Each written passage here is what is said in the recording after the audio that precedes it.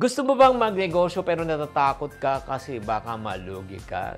Ganyan din ako, nalugi din po ako. Kung gusto nyo malaman kung magkano nalugi sa akin, nako, you got to watch this episode. Videos that will make you wealthy and debt-free. Hi there, this is Chinky Tan and your pambansang wealth coach. Sa episode na ito, pag-uusapan natin, how was I able to overcome my business failure? Yes.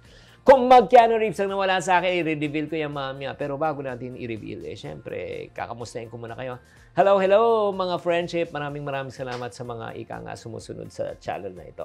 Para sa mga taong gusto mag-umpisa ng negosyo o nagne-negosyo na kayo, sana naman kapulutan nyo ng aral at huwag nyo nang gawin lahat ng mga pagkakamali ko. Because prevention is better than cure. Learning from other people's mistakes is better than making your own mistakes. Nag-agree ba kayo? Number one. Kung bakit ba talaga ako nalugi? Kasi pumasok po ako sa isang negosyo na talagang hindi ko alam. So, I went into the telco business in 2003. Yun. Pumasok ko sa telco business kasi nga kausuhan ng VoIP niyan. Nabuyo ko ng kaibigan ko na malaki daw ang opportunity, malaki daw kita. In other words, I lost. How much? Millions. I think almost 2 million pesos. In the year 2003, 2 million pesos was a lot of money. Grabe. Ano yung pangalawang kapalpakan na ginawa ko na hindi ako talaga, kaya ako inalugi na talagang bonggang-bongga kasi hindi ako humingi ng payo sa mga taong marurunong. Kasi ang feeling ko, ang galing-galing ko. Yes, ang galing ko magkamali. Yan po yung nangyari. Pangatlo po, ay yun nga, kasi ang tingin ko lang talaga, gusto ko lang kumita. Kaya hindi na ako nag-isip.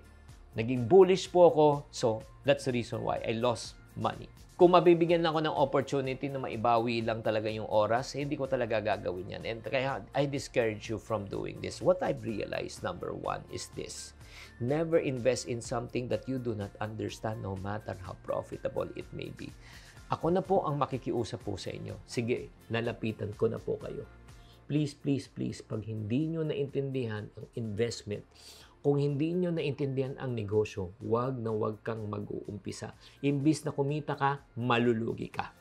Number 2, na na-realize ko talaga, kailangan maghanap ka talaga ng mga magagaling na mga mentors and coaches. Prevention is better than cure. Learning from other people's mistakes is better than committing your mistakes. That's the reason why, hindsight na lang po ito Hindsight na lang po ito ngayon. Sa edad kong ito, that's the reason why if ever I want to get into a venture, kung gusto kong mag-umpisa, kung hindi ko naintindihan, hindi ko siya naunawaan, I will pay a coach, I will pay a consultant to help me, to teach me on how I can really be successful at my new venture. Kung wala akong coach, kung wala akong talagang consultant, hindi ko siya gagawin. At para sa mga taong nakaka-relate po sa episode natin na ito, na nalugi rin at na-scam din, pakitype lang ang inyong istorya sa comment section. And probably, nagtatanong kayo, Chinky, tapos na, nalugi na ako. Naubos na ang aking pera, lubog na ang aking utang, ang dami ko pang babayarin, anong gagawin ko? So for people who are watching this right now, this is not an accident. Let me encourage you. Number 1, embrace failure as a stepping stone to success. Never allow your failure to become a stumbling block to what you want to reach in life. You use your failure as a stepping stone to what you want to reach in life. Treat failure right now as a learning opportunity. Nag-tuition fee ka na. Sana naman po, huwag nyo nang ulitin ang iyong pagkakamali. Bakit po? Nagkamali ka na, hindi mo na mapabago ang iyong nakaraan. Tama o mali? At huwag mo na rin iisipin ang kinabukasan mo dahil hindi pa nangyayari yan. Ang kailangan po, magpasya ka sa pangkasalukuyan. Ano ang pwede mong gawin sa araw na ito dahil sa araw na ito pwede pang magbago. Yung nakaraan, di na pwede magbago. Yung kinabukasan, hindi pa rin nangyayari. Pero kung ano po nangyayari ngayon, yung sa ngayon, yung sa present po. Huwag mo hayaan ang takot at depresyon ang manaig sa iyong puso at damdamin right now. Gamitin po natin ang ating takot, gamitin po natin ang ating inis, galit, At gamitin po natin yan para tayo ay makabangon muli. Yan ang magiging gasolina mo para ikaw ay ma-motivate ulit. Ito lang masasabi ko po sa inyo.